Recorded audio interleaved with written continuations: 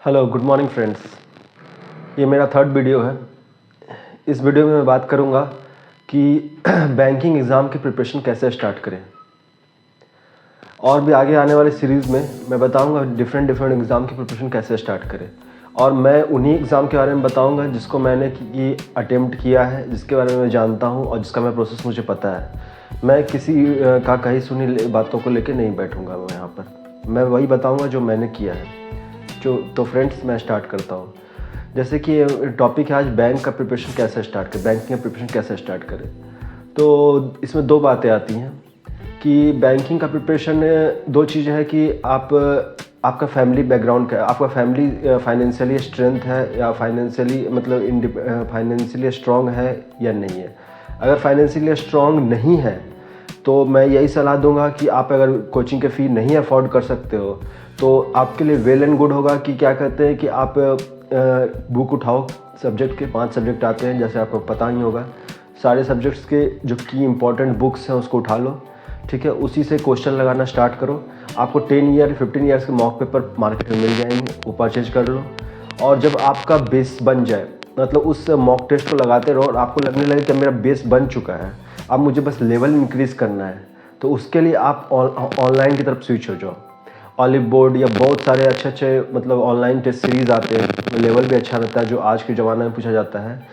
तो आप उनकी तरफ स्विच हो सकते हो और अपने प्रिपरेशन को ऐसे कंटिन्यू कर सकते हो। पहले आपको अपने ऊपर काम करना पड़ेगा और काफ़ी मेहनत करनी पड़ेगी, क्योंकि आप मतलब कि बिना किसी की हेल्प के स्टार्ट कर रहे हो। और इसमें कोई बुराई नहीं है, सब लोग करते हैं, ठीक है। और दूसरा स्टेप मैं बता रहा हूँ उनके लिए जो कि कोचिंग की फ़ी अफोर्ड कर सकते हैं, ट्यूशन की फ़ी अफोर्ड कर सकते हैं। उनके लिए बहुत अच्छा है कि आप ट्यूशन से स्टार्ट कीजिए।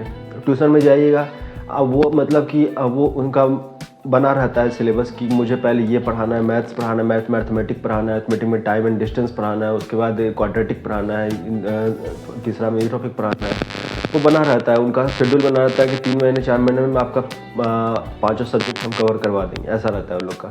और उनका पास ऑनलाइन टेस्ट सीरीज भी रहती है, ऑफलाइन भी रहती है, तो आप उसके अकॉर्डिंग चल सकते हो। उसमें तो आपको वो बुकलेट वगैरह भी देंगे। जैसे मैं अपना एग्जांपल देता हूँ। मैंने महिंद्रा से ट्यूशन स्टार्ट किया था, ठीक है। तो मैंने महिंद्रा से ट्यूशन स्टार्ट किया था, तो मैं 2016 के बाद बता रहा हूँ, लगभग 8 साल पहले का।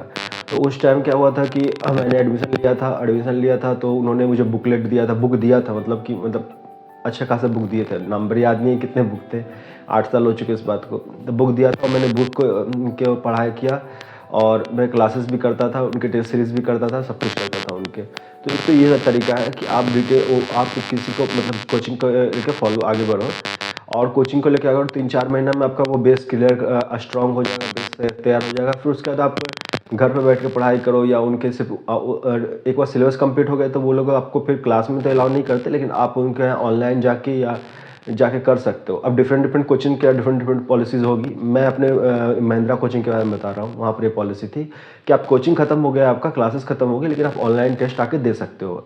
वीक में 2 या 3 या 4 ऐसे कुछ रहता था, ठीक है। तो ये है उनके लिए जिनके क्या कहते हैं फैमिली मतलब अफोर्ड कर सकती है कोचिंग के फ़ी, ठीक है।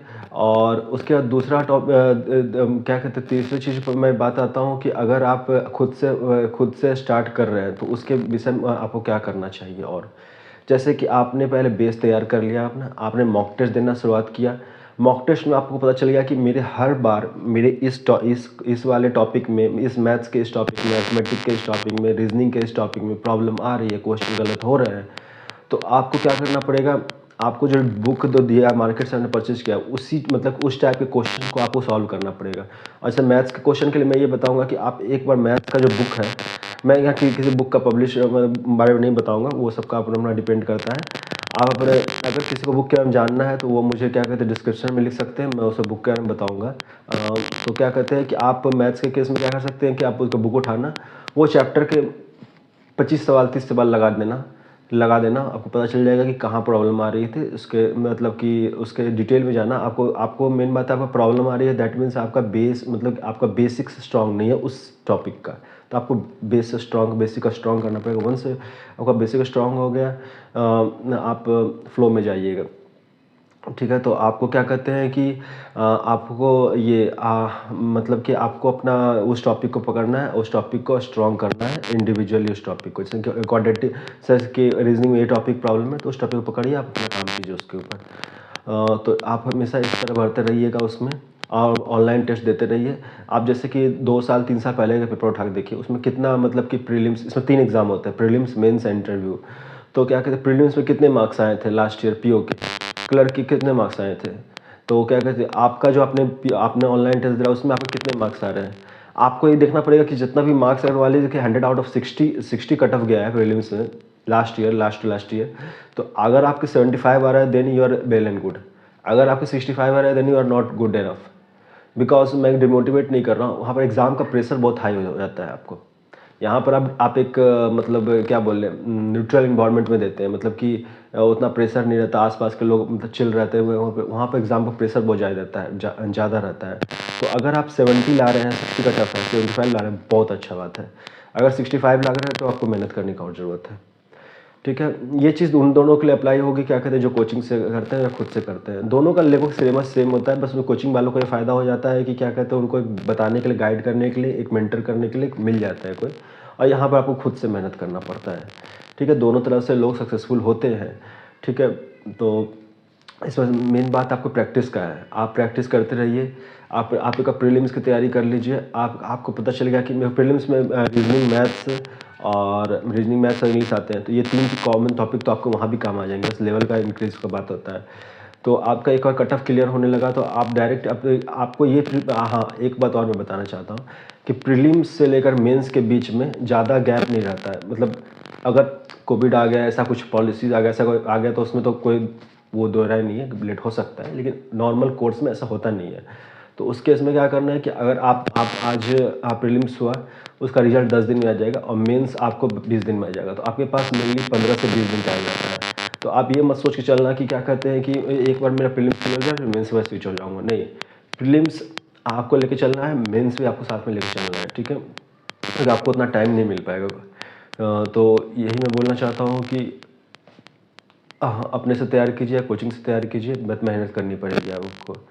और आगे भी मैं आपको और भी चीज़ें गाइड करूँगा।